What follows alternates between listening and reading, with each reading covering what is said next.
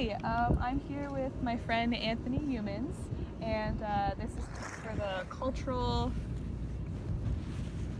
paper. I forgot what the paper was called. All right, we're going to start with the general background question, and we already stated your name. How old are you? I'm 20. All right, and do you identify as a male? Yes.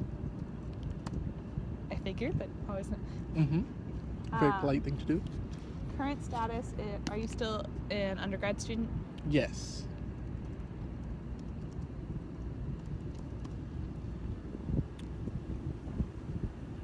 How would you see your cultural identity / background given this description of culture? Oh, just kidding. Sure. I got ahead of myself. I was like, okay, that was a big jump. Your current degree area, if applicable. And it's the same. Music education with a choral emphasis, correct? Yep.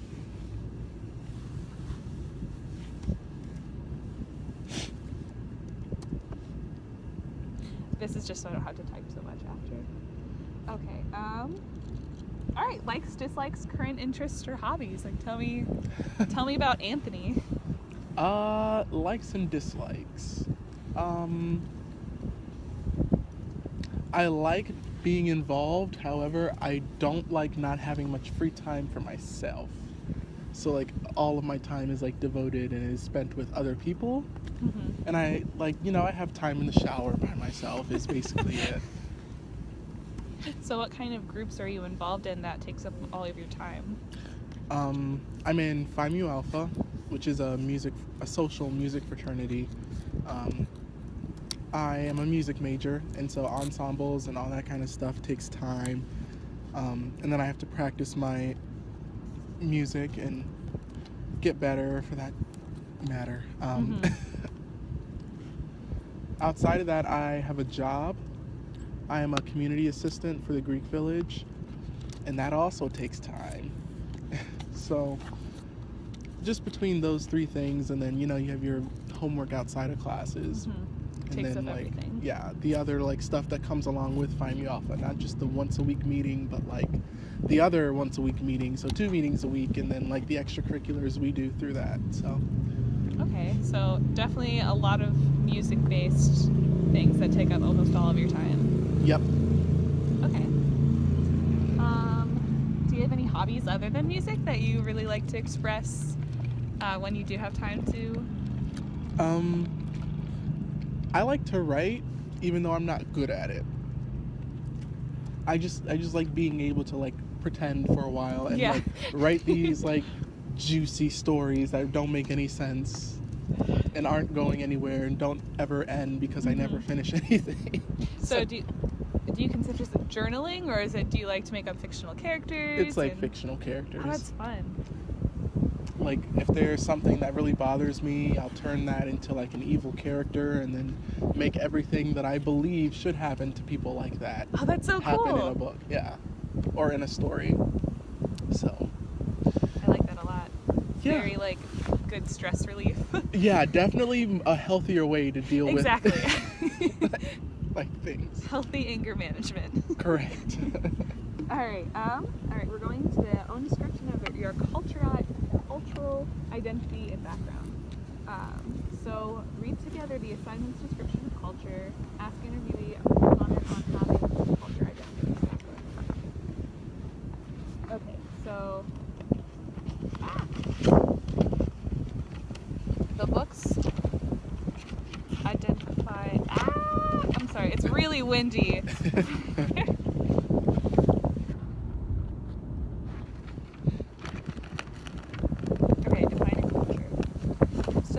The book we're working with in my class defines culture. It consists of values, traditions, worldview, and social and political relationships created, shared, and transformed by a group of people bound together by a common history, geographic location, language, social class, religion, and other shared identity. Culture includes not only tangible such as foods, holidays, dress, and artistic expression, but also less tangible manifestations such as communication style, attitudes, values, and family relationships. So basically, our definition of culture is everything that can include to make up how you identify and what makes up you basically through your experiences and values. So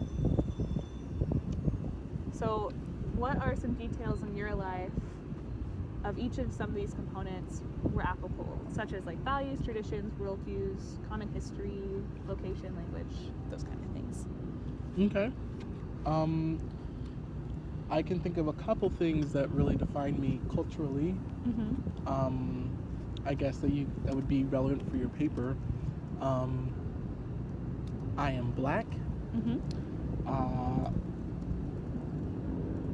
I am a Christian, and I'm gay. I think that's about it. Those pretty much encompass my whole life. Definitely as. Okay. I just typed black as blatch. Me, blatch.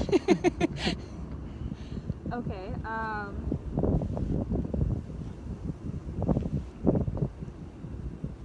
Let's see. So, how do you think some of these things that you mentioned, like, interacted with each other and like affected each other? I think they learned to work together to advance like one common like worldview in a way. Does that make sense? Mm-hmm. So like in a way like they all like are trying to accomplish the same thing. It's just they cover different aspects of life and can like complement each other, help each other, and like blend in a really nice way to like create a wholesome person, I think. Healthily. Yes.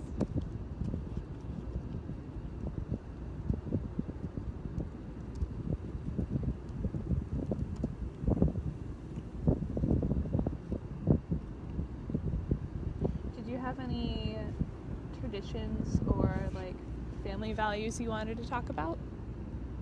Traditions and family values.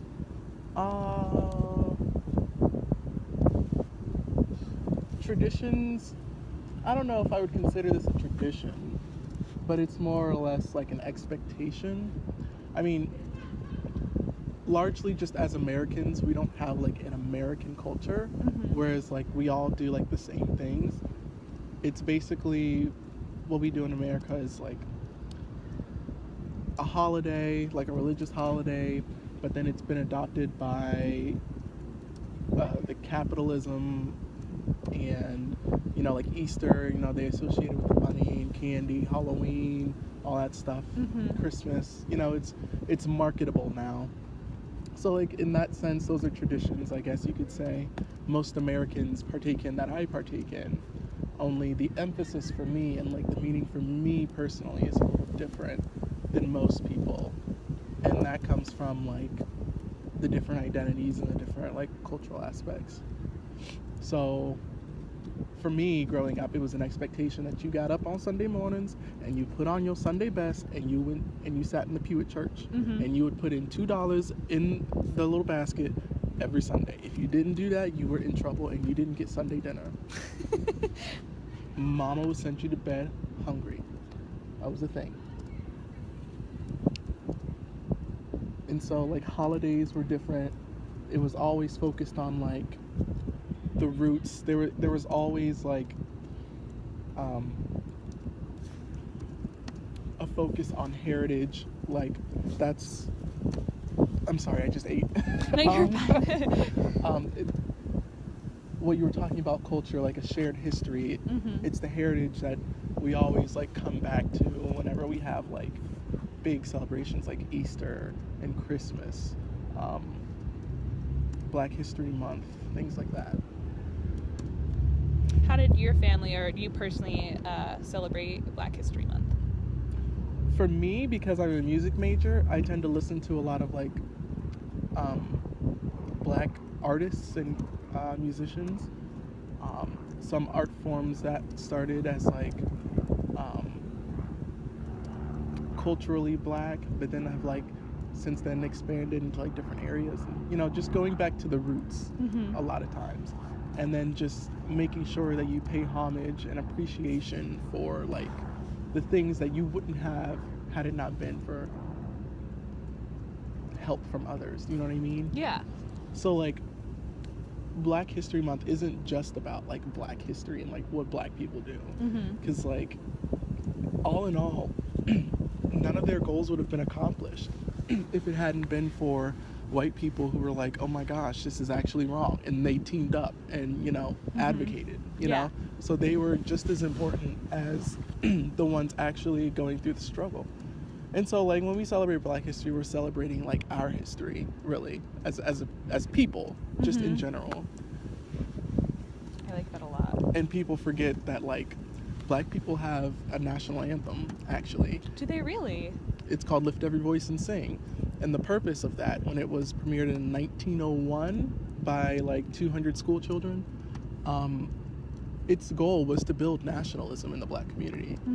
So people forget that like when we talk about like Black history and why we have Black History Month, it's because like we're trying to build nationalism like within ourselves to like bridge that gap and be proud of where we are now. Does that make sense? Yeah, I love that. In the country, like as a whole, to like this is how we have assimilated, but still remembering the past. Like this is how we're moving forward. And so that's something that's just always on my mind with anything I do, you know.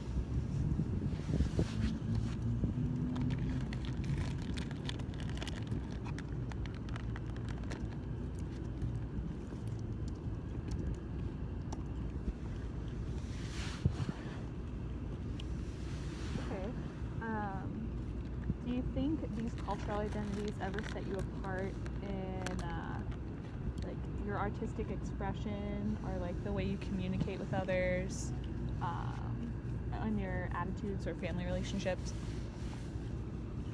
Okay. Yes.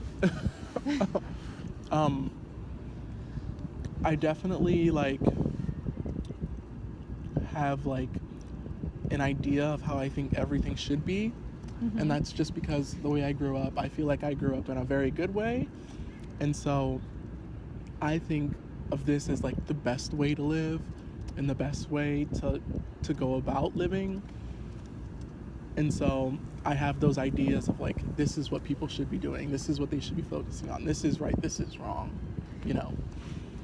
Would you say you have a very like black and white, like right and wrong frame of mind with like you know, life doesn't have like a lot of gray areas, if that makes sense? You know, yeah. Okay, so there are some gray areas, but I have a strong moral compass that was ingrained in me as a kid.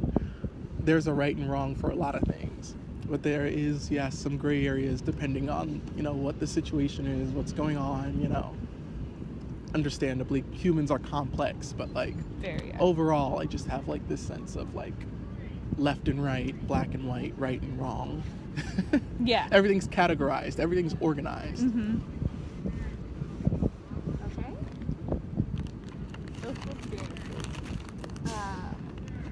If you could select a period of your schooling experience at some time in your life when you felt most conscious of your cultural identity in positive or negative ways. So some of the things that they offered was like hidden curriculum, formal curriculum, teaching styles, teaching or teacher relations, and those are just a couple. We'll go on to more. So where I went to school, it was predominantly white, and so the history of this district, if you Google it, you'll see a lot of information about Pickerington local schools. I actually do know a couple people who went to Pickerington schools. And when Pickerington, you know, before they opened up the second high school, it was like 99% white. And then when they opened up the new high school, they were building like these big new houses, and like just in terms of socioeconomics, white people tend to be able to be the ones who are more likely to afford those houses. And so this new school that they built was like all white, and they got in trouble for that because they weren't building apartments at all. It was like all new housing, all big houses, right, for upper class citizens. And so what they did was there was this highway, or not really a highway, more of like a state route that went right through the middle of the town, and they just here's Pickerington. And then they just carved out a little side of Columbus over here to like add like diversity. Mm-hmm. So my house in my neighborhood was moved to Pickerington Local Schools, and then the apartments nearby were also moved to Pickerington Local Schools. Because like where I was, it was a weird place. I had like a Columbus zip code, but I went to school in Pickerington, but Columbus handled my trash. Columbus police handled my house, which was very odd to me because I identified as like a citizen of Pickerington, but Mm-hmm. I couldn't call Pickerington police for anything.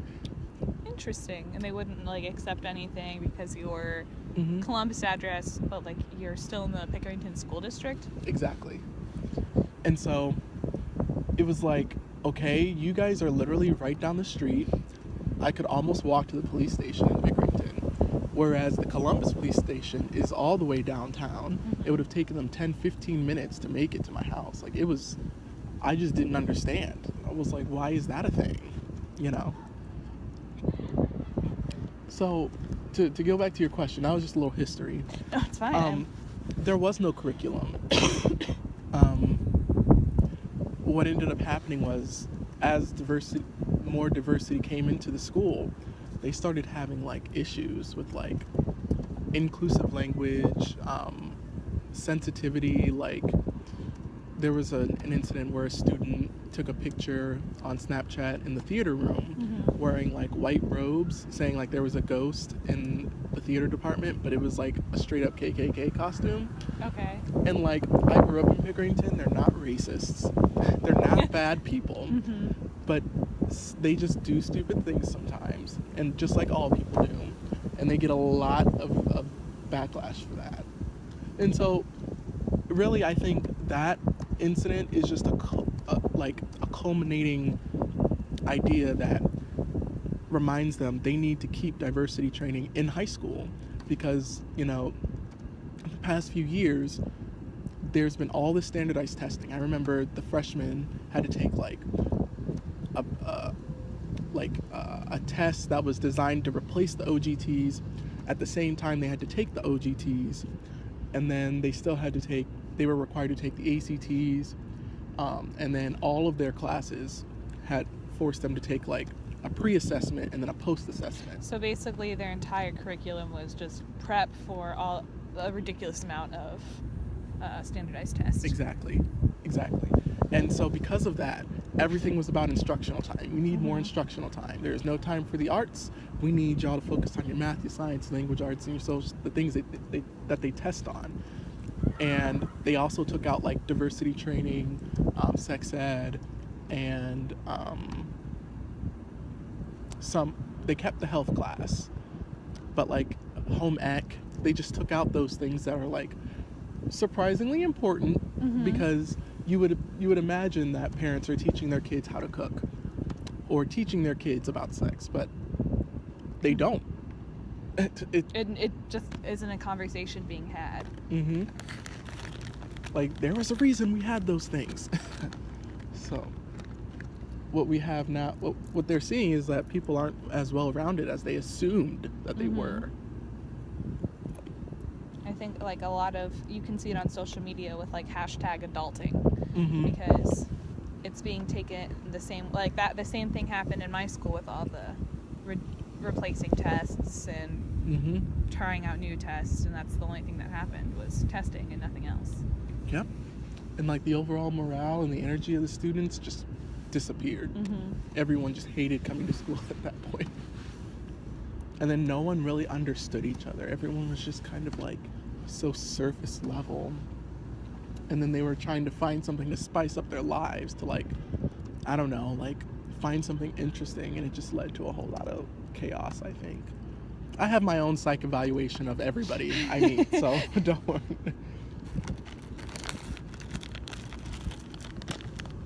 Okay. How do you think it affected administrator relationships and peer relationships? Your culture and your school culture as well. Well, I have to give it to my school. They were very dedicated, and they were very responsive to all the issues that students were having. and they were very supportive. We had some really good administrators in the school, and a lot of the teachers were really like open to learning and like saying and stepping back and having that sense of humility that like we didn't have it all figured out and we might have done something wrong. Mm-hmm.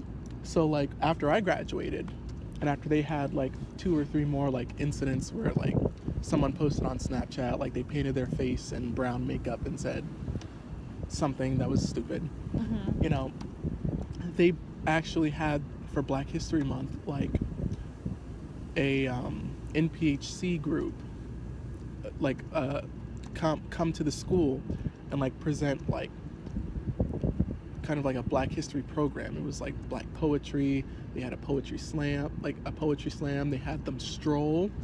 Strolling is a thing that NPHC does. It's like a dance, kind of. It's very organized and systematic, and there's a certain way you go about doing it. They had somebody come in and talk about like race in America and what Black Lives Matter is really all about. Ooh, and things like that. Really cool. Just debunking a lot of like fictional ideas that people might have had, and hearing it from like an adult in an academic atmosphere, I think it was well received. And just the fact that like the administration has changed, like whenever they had like an opening for a position as like an assistant principal or a counselor, they found someone of diversity to replace that person. Oh, cool. Because they knew that the student body was changing, and they were like, well, if they're changing, we should do something to, you know, show that we acknowledge that. So you felt your school did a very good job of adapting from that like 99% white population with like not knowing a ton of things outside their little community to being very aware of diversity and trying their best to adapt when they can. Yep. And the town is just growing. Like, there's construction everywhere. There's a new business open every time I go visit. Like, they're doing it. You know?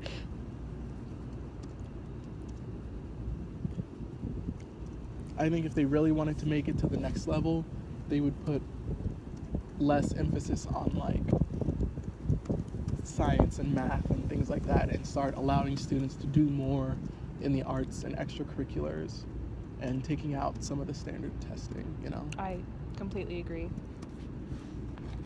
And this is my personal philosophy. Some people are worried about overextending their kids and not giving them free time to like be kids. But you know, if your kid is involved in 3 and 4 or 5 different activities, to me, that's less time for them to go out and do drugs. True. So, and like some kids actually end up enjoying that, you know, and they meet all kinds of different people. I'm saying like there's a nice balance. Yes. Plan things for your kids. Don't just let them dictate everything that they want to do. Give them options. Yeah. They need limits and structure. Okay. Have you personally experienced in any aspect of your culture discrimination of any form? Interesting. In all of my other interviews, I said the same thing. And it was that where I grew up, I was very fortunate that everyone was understanding and was able to like change and, you know, make progress. I did not experience any kind of racial discrimination in school necessarily. It was always in the social atmosphere. So like when I started dating, or if I went to certain parts of town, like that's when I experienced it. It was never like in my school. Okay.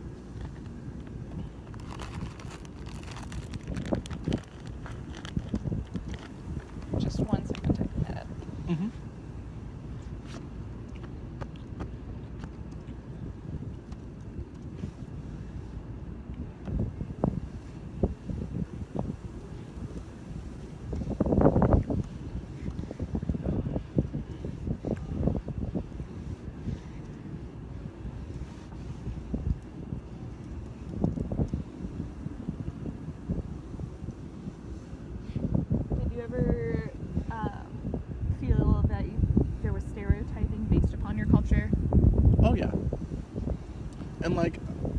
lot of times it was, meant to be a joke.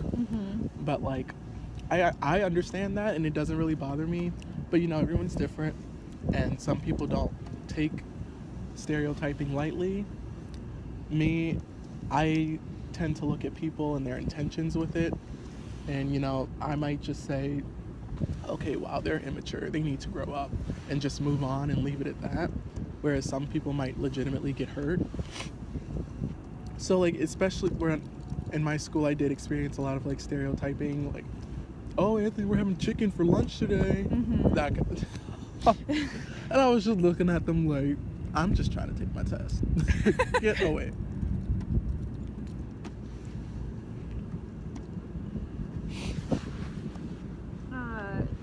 Do you think there was differing expectations of school achievement based on your culture?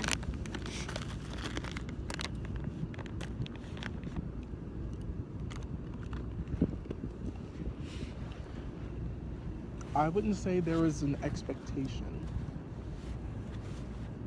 In my senior year, it was almost like they recognized that there were some students of color who were doing extremely well, and then there were some that were doing extremely poor. And the disparity was so large that they decided they wanted to do something about it, specifically for students of color. And so they put together this group called Thrive. It was an acronym for all these things, right? THRIVE, that I was a part of. And we would just sit down and talk about like ways to succeed and how to study, just good habits. People were able to talk about their faith openly, just because, and this was run by, white staff and one black staff member. And they just really wanted to see everyone succeed. So the expectation was that you're just like everybody else. Why aren't you doing just as well as everybody else? But again, that's a whole other discussion, but, Do you think it was executed well? I think so, yeah. I think just the fact that they were willing to do that spoke volumes, and the students saw the staff that served them differently and more respectfully, just because they were willing to do that for them and it's a difficult talk. Definitely. It's a difficult talk. But when they brought in peers to facilitate that talk, and so it was received much better. Okay, good. So it wasn't them talking to us, it was us talking to each other. And they were like leading discussion, and that was really effective. I never got to see the results because my senior year, that was the first year they did it. Okay. So I don't know if any of the students did any better or had any kind of growth, but I would be interested in emailing them and finding out like if they still do it. Yeah. And Just see to if see. it's a program that people are still interested in, and it's having the numbers. Ow. Sorry. Foot pills. No, you're fine.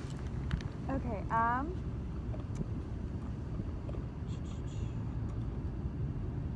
What would you recommend regarding ways in the U.S. schooling might improve their practices and policies when it comes to cultural diverse student populations?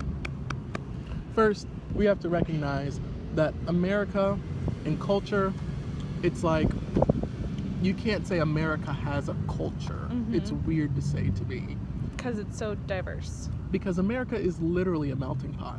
Exactly, yeah. We come from places that had culture, and they brought their culture with them. We have a lot of cultures. American culture is a mix of cultures, if you want to say we have a culture. And so, starting with that, we have to learn that we have to teach every student with the idea of differentiated instruction. Yeah? That they're not all the same, that they come from different places, that they have different home lives. Starting with that, because there are places that are doing extremely well academically, like Sweden or Massachusetts, but those are places that have largely the same demographic across the board. And so it's easier to teach them because that community knows how their kids are growing up, and they're teaching to their experiences. That's why they're doing well. Yeah, it's easy to, when a lot of students are similar and have to teach the same way and get more results than when you have different students teaching similar, and you're going to get a variety of results. Yep. And we have to go back and say that education is not all about science, technology, math, and all that good stuff. Education is about the whole person. And so we need to make sure that the whole person is being educated mentally, spiritually, and physically. I think all of those things are very important. I think there should be an emphasis for everyone to try doing sports, to try a fine art, to try a science class outside of your requirements, or join a science club just for the fun of it. Just having those experiences will make you a better, well-rounded person. Like, I'm not a big sports guy, but I enjoyed sports when I did them. And just all of that, just all encompassing. There's more to a child than just their ability to memorize and take a test and sit in a chair. I saw a very interesting thing where they showed a cell phone, the world's first cell phone, to the cell phone we have now, a car when it was first made to a car now, a classroom when we first had them in public schools to now. And I was like, whoa. Because like all of those manufactured things were very different from when they started to where they are now. But classrooms looked largely the same because everyone is still in a seat.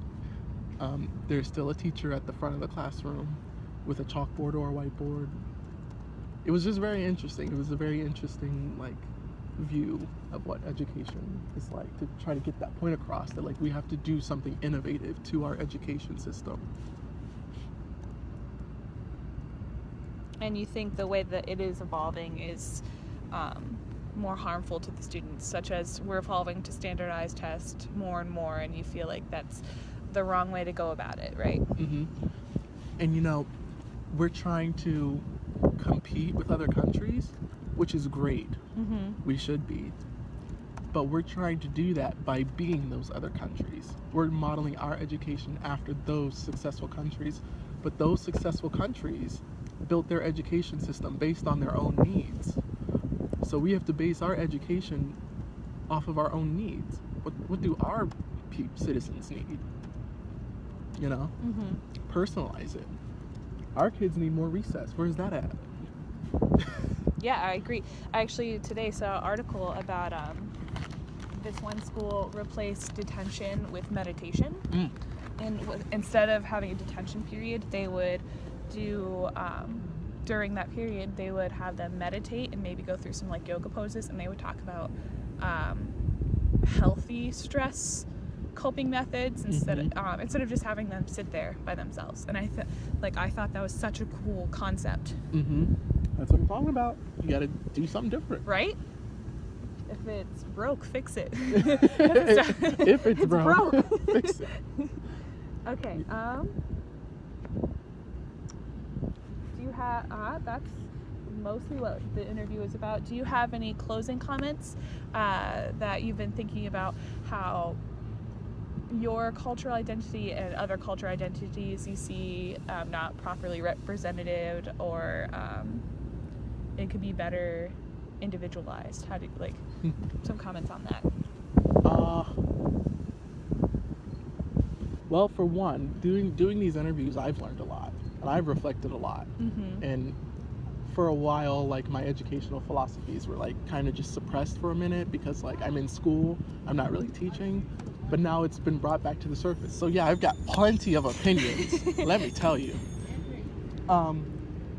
that work? What? I'm in an interview. Sorry. You're fine. But yeah, it worked. No, you're fine. You're decent. So I learned that it used to be that 90% of black males went into education and became teachers. Really? That was a thing. Of course, it's not like that anymore. Mm-hmm. In fact, it's become where if you're a black male going into education, like, you're bound to find a job somewhere because, like, places need to diversify and, you know, that kind of stuff. And that's a demographic that's not bountiful. Yeah. You know? So that was interesting to me to find out. And I think just overall, we have to start making education in this country a priority. And if we're going to do that, it has to start with motivating the teachers. We have to support teachers. Teachers are paid like garbage. I agree. But they get the same degrees as business majors who are making $70,000 straight out of college. And I'm telling you, that's not, I did not make that up. That is based on someone I know. Where they have graduated, they're 2 years out of college, they just bought their first house, all by themselves. But they got a 4-year degree. And you know what? He told me he had 2 days off in the middle of the week. So Friday, Saturday, and Tuesday and Thursday. Like, no classes. Mm-hmm. And he didn't have to, like, go to recital attendance or anything like that. Yeah, he had papers to write. Yeah, he had tests to take. But, like, that was it. And I was like, did you ever hold a job while you were in school? He's like, no. But, I mean, I'm saying, like, I feel like he had it a little easier in college, whereas we don't. And look at our earnings straight out of college versus, like, someone else.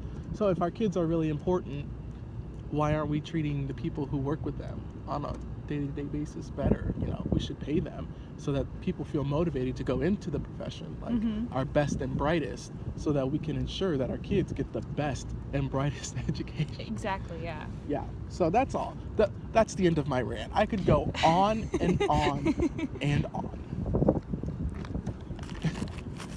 All right, those are perfect closing statements. I definitely loved it. I felt like we had very, very, very similar views on how the education system is and how it can be improved. And I want to thank you so much for helping me out. And I'm going to write now a 10-page paper about this. So, Great. end of interview. Yay!